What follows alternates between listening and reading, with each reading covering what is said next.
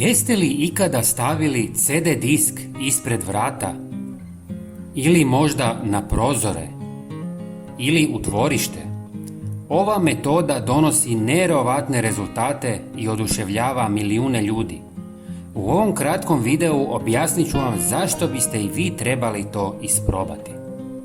Jeste li znali da su prvi prototipi CD-ova prije nego što su postali srebrni zapravo bili crni? Srebrna boja je kasnije odabrana kako bi se postigla bolja refleksija lasera i time omogućilo preciznije čitanje podataka. Ali vratimo se mi na našu temu.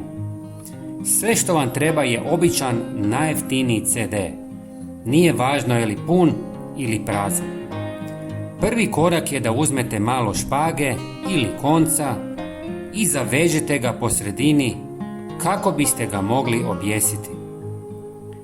Zatim ga objesite primjerice na vrata,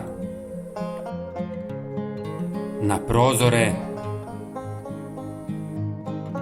bicikl u dvorištu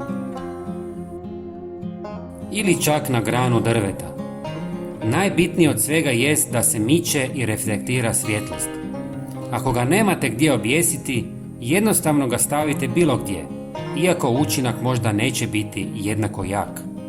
Sigurno se pitate čemu to zapravo služi. CD diskovi su učinkoviti kao repelenti za muhe, golubove i druge ptice zbog svoje reflektivne površine. Njihov sjaj stvara bljeskove svjetlosti koji ometaju i plaše insekte i ptice. Također, kada se kreću, CD-ovi proizvode blage zvučne signale koji dodatno odvraćaju neželjene posjetitelje. Ova jednostavna metoda može vam pomoći da prirodno i učinkovito zaštitite svoj prostor, dvorište i usjeve u vrtu od neželjenih životinja.